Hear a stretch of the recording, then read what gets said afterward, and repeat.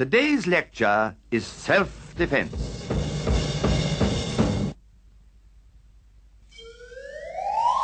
For cowards.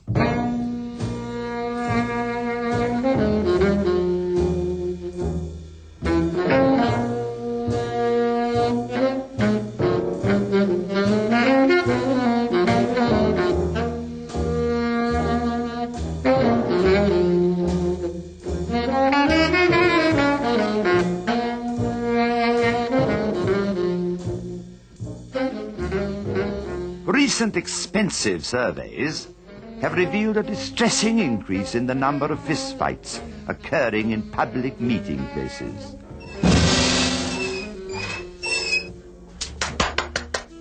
This is a sobering discovery, and these bruising encounters are proving highly distracting to many of our most valued intellectual personnel.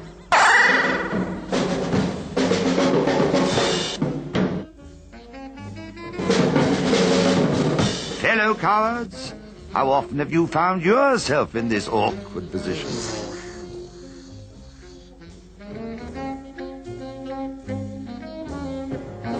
A perfect stranger is suddenly inviting you outside. Somewhere in his foggy, teeny-weeny brain is the notion that you looked at him. Or maybe you look like someone who once looked at him. Anyhow, he intends to punch you in the nose. Sorry, old man, you must be mistaken.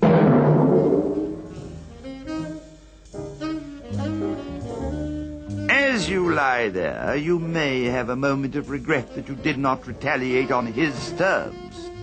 Remember your days on the high school team?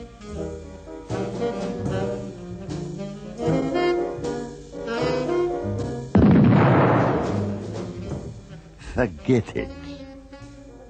No, your only protection is in the self-defense system we now propose.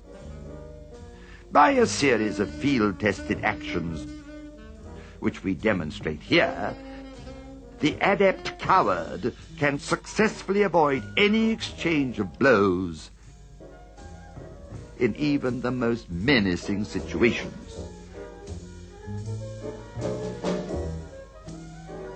The first and simplest of these is the going limp action. Timing is crucial in this action. Carry through as your would-be opponent gets a strong grip on your clothes, and just before he delivers the roundhouse, it is almost impossible to hit a truly limp man. The psychoanalytical action. A quick browse through any modern novel will give you enough psychiatric jargon to carry out this action. The opening phrase should be memorized and ready at the tip of your tongue. Something like, "Why don't you tell me what's really bothering you?" Or, "It's my job to help people like you, not hurt them."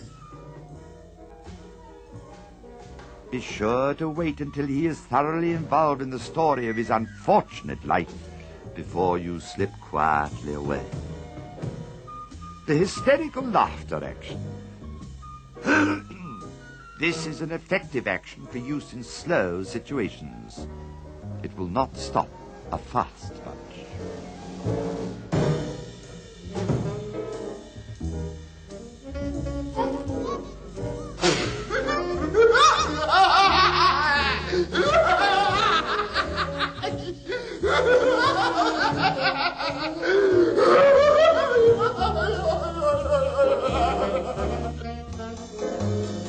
Offensive odor action.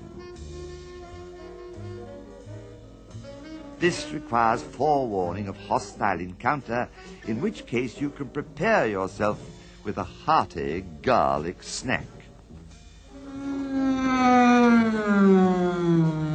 Use this action with discretion, as it is an equal deterrent to friend and foe alike.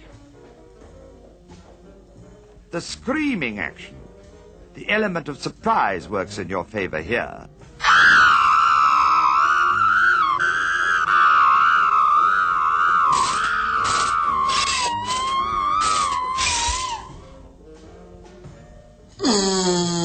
Avoid the bass ranges, which could sound like a call to battle.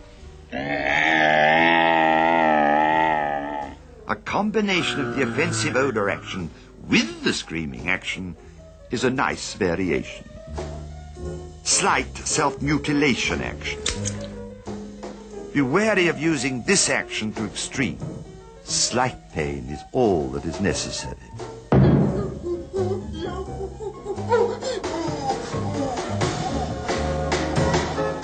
The fainting action. Very effective in many situations.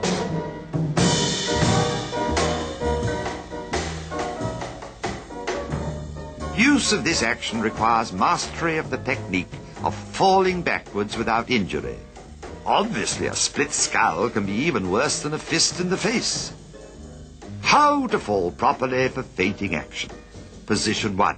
Standing upright, extend arms. Position 2. Raise one leg while bending the second.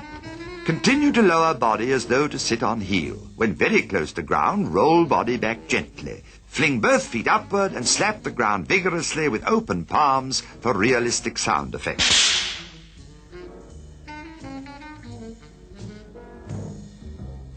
When viewed at normal speed, you can see that this technique is quite convincing. The friend action. A great measure of defense can be had from the proper utilization of friends.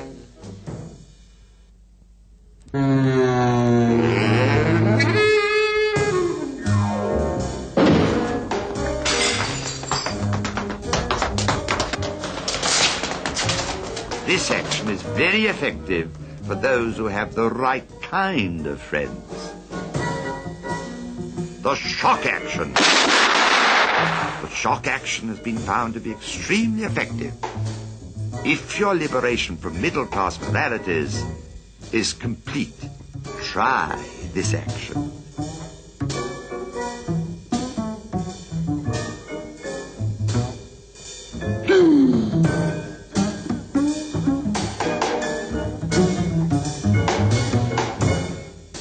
You should now be aware of the rich possibilities of this art and be able to face any hostile situation. It is best to remember, however, that the actions outlined in this lecture are practical for defensive purposes only. Good night and good luck.